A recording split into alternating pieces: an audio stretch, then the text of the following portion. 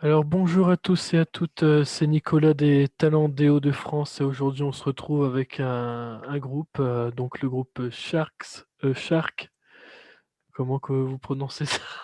Sharks avec un X, Sharks, Sharks, ouais. voilà, on va y arriver. Yes. Donc d'abord je vais vous laisser d'ailleurs vous présenter pour commencer. Bah alors moi c'est Léonard, donc batteur du groupe. Et je suis avec Liab là du coup aujourd'hui. Et, il y a aussi dans le groupe du coup Alexis à la basse, Victor à la guitare rythmique et Lucas à la guitare solo. Voilà, un groupe de 5. D'accord, Donc moi, c'est Liam, je suis au chant et il a tout dit pour le reste, hein. très bien. Quels sont justement vos projets actuellement? Vous avez sorti un album ou... Là, actuellement, on a un EP en date qui est sorti en avril dernier, avril 2020. Et on est en train de bosser actuellement sur un nouvel EP. On n'a pas trop de date de sortie encore, tout ça, c'est en enregistrement. On va pas trop s'avancer, on ne sait pas comment ça peut avancer justement avec cette période. Donc, on est en train de prévoir un nouvel EP et on espère pouvoir le sortir en physique cette fois-ci. Yes. D'accord. Aux alentours Je- de l'été, peut-être, ce serait bien quoi, si on peut reprendre un peu les concerts à cette période-là. Mais c'est vrai que, comme dit Liam, on ne prend pas le risque de donner une date dès maintenant, au vu de la situation c'est assez risqué, quoi. C'est un peu flou. Donc, C'est vrai que ça fait une vague, quoi. On en- croit on croit qu'on va reprendre, après hop, on reprend ouais. plus, terminé. Puis en fait, ce qui s'est Euh, passé du coup l'année dernière, quand on a sorti le premier EP en avril, du coup, c'était pendant le confinement, il me semble. Et on pensait que voilà, on allait reprendre les concerts à l'été, tout ça, sauf que bah, pas du tout. Donc en fait, notre premier EP, on l'a jamais défendu en live. Et c'est l'erreur qu'on veut pas faire une deuxième fois avec le deuxième EP. On a vraiment envie de le jouer aussi en live, quoi. Donc on va attendre que ça reprenne petit à petit pour le sortir.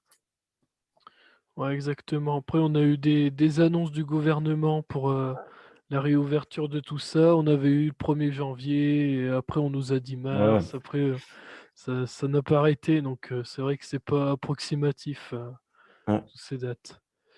Puis, Comment se passe justement pour vous le confinement? Bah, Ah bah, là, c'est c'est plutôt- Oh, vas-y, Léonard, vas-y. Ah, tu peux y aller, hein. Non, mais je dis juste, c'est une bonne manière de composer déjà. Avec le confinement, on a beaucoup écrit. Le côté négatif, c'est qu'on peut pas se voir, on peut pas répéter. Mais le seul côté positif, je dirais, c'est le fait que ouais, on peut vraiment écrire tout seul chez soi et prendre ce temps-là pour écrire des nouveaux morceaux et avoir des nouveaux projets en tête, quoi. D'accord. Rien à rajouter, il y a tout dit, hein. Yeah. C'est vrai, mais on profite de ce temps libre pour bosser notre musique à fond. On a beaucoup plus de temps pour faire ça. On est encore jeune dans le groupe et il y a la moitié du groupe à peu près qui est étudiant. Donc, même avec ça, c'est un peu compliqué d'avoir ce temps libre. Et qu'il y a un confinement en couvre-feu et tout ça, ça nous laisse toujours des soirées et tout ça de libre pour bosser plus souvent ça. Mais on peut pas se voir pour répéter ou très rarement. Mm. Et donc vous fonctionnez avec, comme ici, la visioconférence, tout ça? Pour, On a fait une fois une visioconférence en avril dernier, mais on n'a jamais réussi à en faire une deuxième, puisqu'on est rarement disponible à 5 en même temps. Mais on parle beaucoup par message, quoi. C'est la même chose.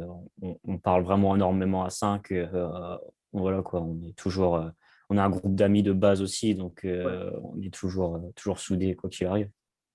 Puis on essaye d'accord. aussi du coup de se voir en dehors des répétitions. Si on répète pas, c'est aussi parce que les salles sont fermées aussi, tout simplement. Mais Mm. il y en a toujours un qui peut avoir sa maison ou quoi que ce soit un soir comme ça, et on essaye de se voir comme ça pour discuter à 5, aussi passer une soirée. Comme il a dit, on est des amis avant tout. Mais on essaye de discuter, ouais, on parle par message, on essaye de se voir au maximum quand même pour parler de tout ça. Et du coup, vous fonctionnez par distance, du coup, pour tout ce qui est production d'albums, tout ça. Vous devez peut-être vous envoyer des pistes chacun de chez l'autre. Ouais, bah, on a investi du coup, enfin ouais, la plupart des membres du groupe, dont moi, on a vraiment investi dans du matos pour enregistrer soi-même, faire des vraies démos qui ont vraiment pour se donner des idées, quoi, des vraies idées. Bah, tiens, j'ai fait ça, j'ai une idée. Bah, toi, tu peux ajouter la batterie, toi, tu peux ajouter le chant. On a beaucoup, beaucoup travaillé comme ça en investissant dans du matériel d'enregistrement. Ouais. D'accord. Quelles sont vos influences musicales?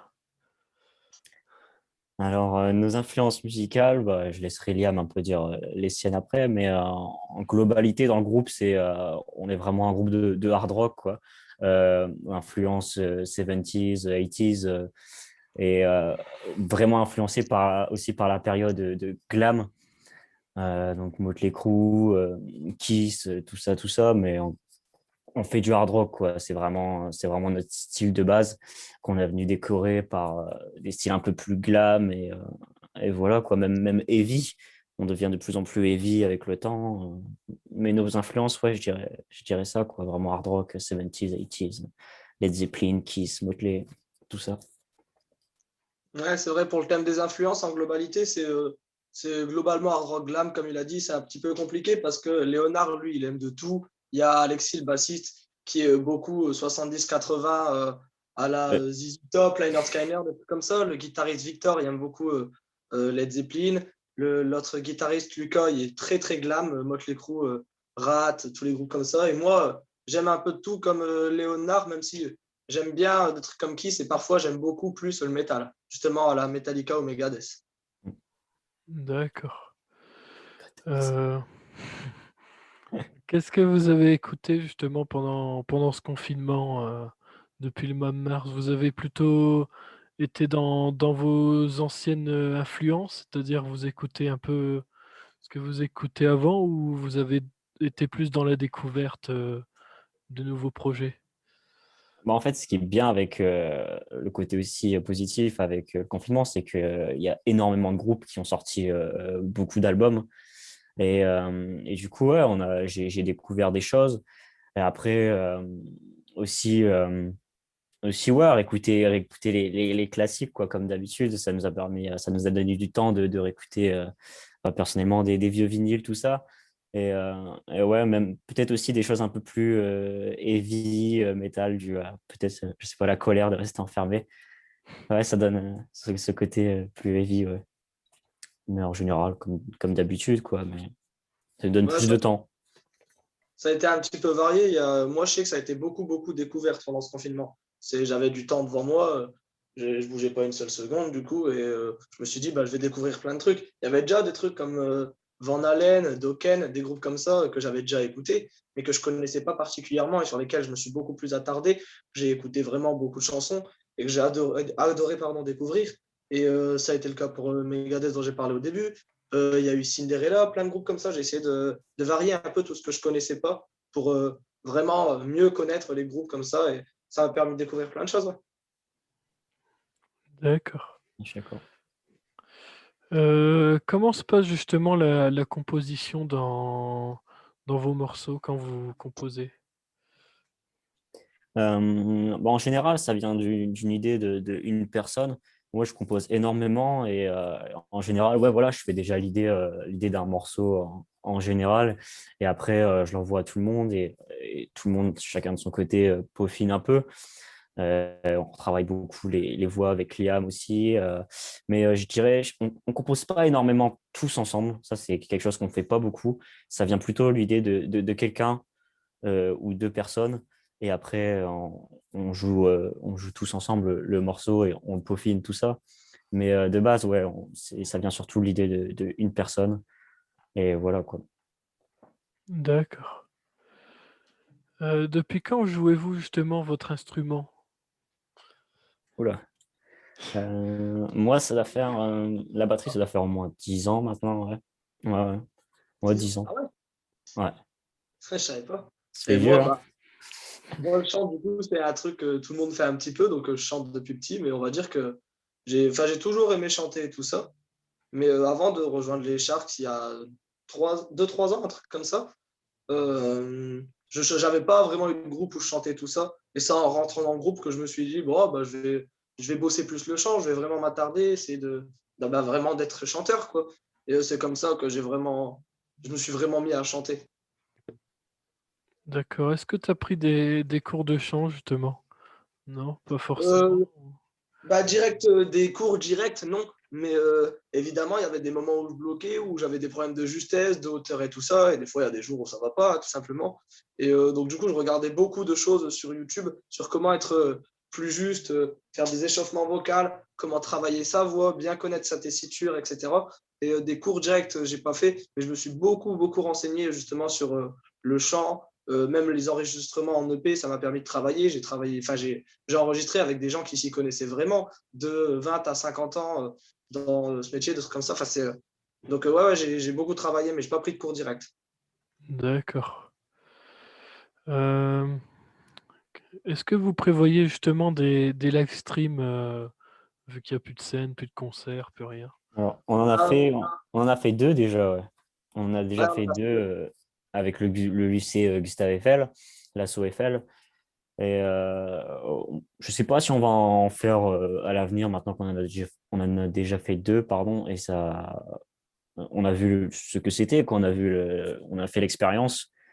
Et donc ouais, c'était sympa parce qu'il n'y a rien d'autre à faire en ce moment. Il y a pas de concert, tout ça. Donc ouais, c'était une bonne expérience. Et il y avait du monde aussi sur les lives, on a pu voir ça. Donc, ouais, à l'avenir, je sais pas, j'espère que ce sera plutôt en vrai que derrière un écran, mais c'était une bonne expérience. Ouais.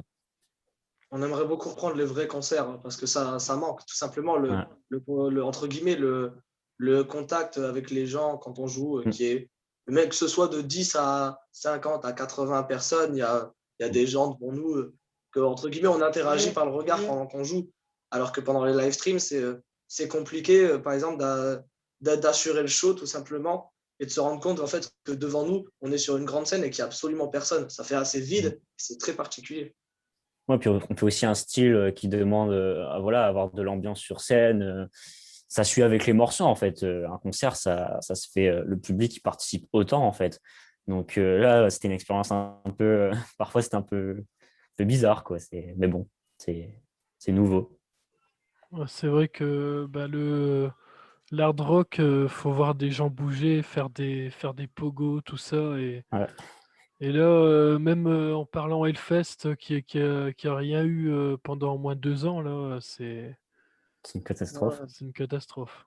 Ouais, c'est Ça, pour la culture musicale, il y a beaucoup de gens qui auraient aimé aller au Hellfest, beaucoup de groupes qui auraient aimé y jouer. Et c'est toujours des événements, il y a plein d'autres festivals, c'est toujours des événements que les gens adorent, que ça permet de prendre 2, 3 jours entre guillemets, de vacances, de s'aérer la tête et de kiffer pendant toutes ces journées avec de la musique, leur passion pour beaucoup de monde.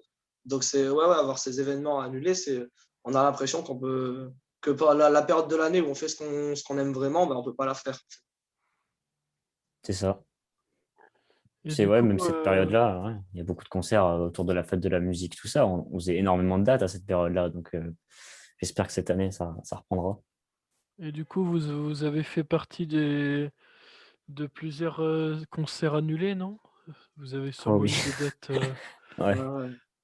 On On devait a faire un... notamment, on a Vas-y, notamment eu vas-y. en début d'année, on avait un concert le jour d'Halloween. Et à partir des restrictions qu'il y a eu au fur et à mesure en début d'année, euh, ceux qui géraient le concert et le bar en question ont joué, ils luttaient. Ils avaient vraiment envie que le concert il se fasse comme nous et ça faisait plaisir à voir.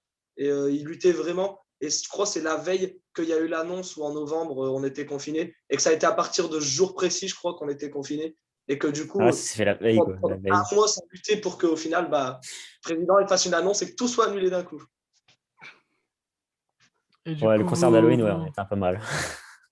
tout ça, ça sera reporté ou vous attendez vraiment que ça Euh, revienne Il y a une date, il y a une date qu'on devait faire, c'était un festival avec plusieurs groupes étrangers d'ailleurs, qu'on devait faire sur l'île, à la Brad Cave, en juillet, de base, c'était en juillet 2020, et ça a été reporté à 2021, sauf que là, ça sent toujours pas bon. Donc, bon, on verra comment ça se passe, mais sinon, ça sera encore reporté pour 2022. C'est la seule date reportée qu'on avait, je pense. Celle d'Halloween, peut-être qu'elle va être reportée, du coup, plus en mode Halloween, mais en date normale à la Brad Cave.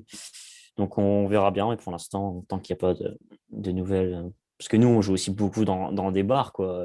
On fait énormément de bars, donc on travaille un peu avec eux, quoi. D'accord. Bah, c'est vrai qu'en ce moment, les bars, les restaurants, c'est une catastrophe aussi, hein. Ouais. Là, il y a, bah, d'ailleurs, à l'heure où on parle, il y a le théâtre Sébastopol, etc., qui sont occupés pour cette cause, justement, les Ah intermittents du oui. spectacle qui commencent à se révolter.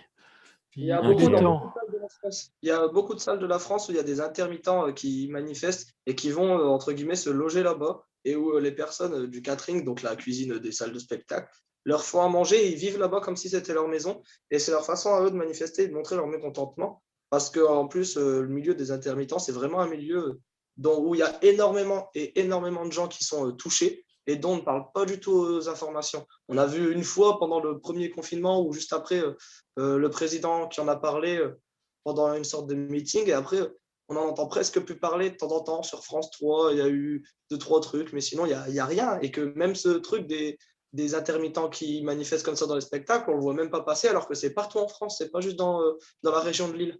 Et c'est quand même fou qu'il y ait autant de gens qui manifestent et aussi peu de personnes en parlent. Mm. Oui, bah, c'est vrai, c'est tout à fait ça. Et puis, on espère que cette révolte va servir à quelque chose, hein. En tout cas, Espérons-le. ici, dans les Hauts-de-France, on est visé par, entre guillemets, un troisième confinement, peut-être, hein. Donc, Ouais, on s'y attend. On ne sait pas quand ça va tomber. Ils essayent de rallonger la corde le plus long possible, mais on sent que ça va plus Ah, ça tenir craint. longtemps, quoi. Là, Ça craint. j'ai vu tout à l'heure un discours, je crois que c'était Gabriel Attal là, qui a parlé aujourd'hui, et demain il y a Jean Castex qui va parler, ça va être fatal. Soi-disant ouais. des nouvelles restrictions qui vont être mises en évidence. On a déjà Mm. perdu nos week-ends, alors si on nous enlève toute la semaine, ça va péter, quoi. C'est clair. Ouais, ils ont beaucoup parlé des Hauts-de-France aujourd'hui aux informations ce midi, j'ai vu. Et le porte-parole du gouvernement, j'ai pas écouté ce qu'il a dit, mais ils ont beaucoup parlé des Hauts-de-France et de possiblement un reconfinement pour notre région. Et donc il y a des grandes chances que demain, bah, ce soit annoncé. Donc je croise les doigts, j'espère que c'est pas le cas, mais Enfin, ça sera demain, donc on parle oui, du 17 mars, parce que l'interview va être diffusée bien après, au mois d'avril, donc les gens ils vont plus rien comprendre. Je Ouais. il faut pas précise notre bien la date. suspense. Ils auront pas eu le même suspense, ils auront déjà eu l'annonce depuis longtemps. Ouais. Bah, en tout cas, j'ai peut-être une dernière question. Pourquoi justement le nom Sharks? D'où est venue l'idée du nom? Alors, le nom Charles, bah, c'est moi qui ai eu l'idée de base quand c'était lors de la première formation de Sharks. J'étais à l'époque à la guitare et il y avait que Alexis, le bassiste actuel, dans l'ancienne formation. Et ouais, du coup, il fallait un nom. Et bah, on aime bien les requins quoi, de base. C'est quelque chose qui me fascine un peu. Du coup, mais Sharks écrit avec KS, et c'est basique, quoi. Du coup, je me suis dit, bah, je vais mettre un X, parce que pourquoi pas. Et, mais ouais, le requin, ça reflète un peu l'agressivité de notre musique. Donc voilà, après, je sais pas si ça a vraiment de la signification encore à l'heure d'aujourd'hui, mais c'était un nom que j'aimais bien, quoi. Et du coup, on l'a gardé. Mais ouais, ça n'a pas grande signification, mais ça reflète un peu l'agressivité de notre musique, quoi, et le fait qu'on soit fasciné par les requins. D'accord. Il ne peut pas être plus clair, c'est un peu. Bah, en tout cas, Voilà. je pense que j'ai fait le tour au niveau des questions, et puis j'étais très heureux de vous interviewer parmi tant d'autres artistes de la région. Voilà. Mais merci beaucoup, c'était un plaisir aussi, ça fait du bien de Merci quand reprendre même. quelques interviews. Espérons que ça peut rappeler aux gens qu'il y a le monde de la musique aussi derrière, hein. Ouais, C'est vrai. et à Euh, venir nous voir en concert dès que ce sera possible. Donc n'hésitez pas à aller suivre les réseaux sociaux. Donc je sais pas sur quel réseau vous êtes. Sharks, c'est Sharks sur Facebook, c'est Sharks, Sharx.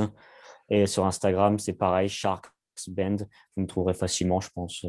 Voilà. N'hésitez pas à liker et à suivre tout ce qu'on fait. On met beaucoup de contenu sur nos pages, on essaye de rester actif. Donc, faut aller jeter un coup d'œil. Voilà, voilà. Donc en tout cas, bah, on se retrouve très bientôt pour une nouvelle interview avec de nouveaux artistes. Voilà. Bye bye.